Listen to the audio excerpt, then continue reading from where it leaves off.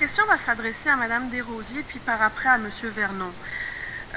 Madame Desrosiers, vous avez dit, vous parliez tout à l'heure du fait de ne pas utiliser de manière abusive, parce que cette loi-là donnerait des pouvoirs exceptionnels, comme on a entendu de tous les personnes ici, peut-être sauf de Monsieur Vernon.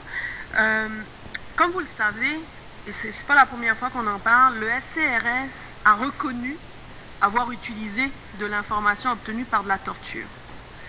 Et comme vous le savez, je suppose, que l'information obtenue par la torture, quant à moi, est non fiable. Non fiable parce qu'on est prêt à dire n'importe quoi pour échapper à la douleur. Si on dit qu'on base une analyse du risque sur de l'information obtenue par de la torture, sur des critères ethniques, sur tout ce qui se passe dans les journaux arabophones ou internationaux, sur ce qu'on voit dans les médias, à la télé, sur Internet, parce que c'est comme ça qu'ils font leur travail. Et sur des enquêtes qui sembleraient aller, ils vont chez le monde pour les interroger encore sur des critères ethniques.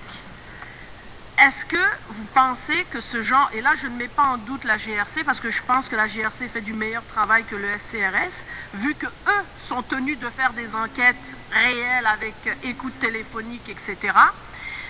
Est-ce que cette agence-là, avec ce genre de pouvoir-là, risque finalement non seulement d'abuser du pouvoir, et si au fond on n'est pas en train de, disons, de cibler la mauvaise cible, parce qu'en fait ce qu'il faudrait s'attaquer, c'est carrément à l'agence entière, à sa façon de fonctionner, pour qu'on puisse avoir une information, de l'information basée sur des faits, et non pas sur des critères ethniques, ou tout simplement des informations biaisées obtenues par de la torture.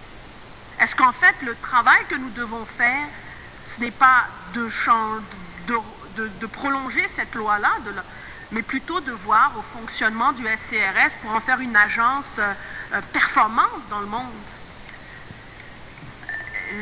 La perspective de l'Association canadienne des libertés civiles, c'est certainement qu'il y a beaucoup de travail à faire pour assurer une bonne imputabilité. On l'a vu, je pense qu'il y a des rapports qui ont été faits de façon systématique qui suggèrent des améliorations. Et il y a deux façons de voir les choses. On peut dire, premièrement, il serait important de ne pas laisser tomber ces rapports qui ont été faits face à ces enquêtes publiques, d'insister pour qu'ils soient mis en œuvre de façon prioritaire afin de permettre aux Canadiens et Canadiennes d'en avoir eu un peu pour leur argent. Là, il y a eu des enquêtes publiques, les gens se sont passés sur le cas, ils font des recommandations très précises sur l'amélioration des pouvoirs, l'amélioration des techniques qui doivent être faites. Et évidemment, l'Association canadienne des libertés civiles dit qu'il est primordial de mettre en œuvre les recommandations qui ont été faites. D'accord, je vous remercie. Monsieur Vernon, vous disiez tout à l'heure, vous êtes en faveur de cette loi-là, vous considérez qu'il faut donner ces pouvoirs exceptionnels-là, quitte à un petit peu, disons, mettre de côté les droits individuels. C'est bien ça, je ne me trompe pas. Non, c'est ça. Très bien.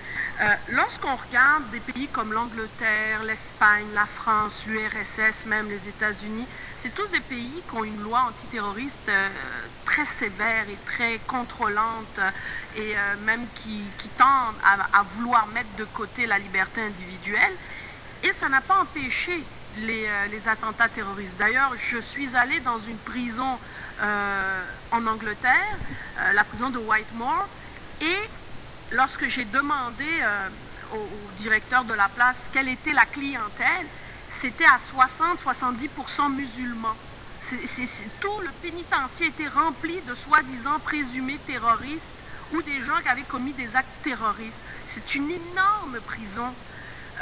Est-ce que vous ne pensez pas que c'est un non-sens de créer comme ça des lois qui, au fond, ne servent à rien? Ça ne sert à rien, puisqu'il y a toujours des attentats terroristes. On remplit des prisons là, sur des présumés terroristes, puis finalement, ça ne change rien.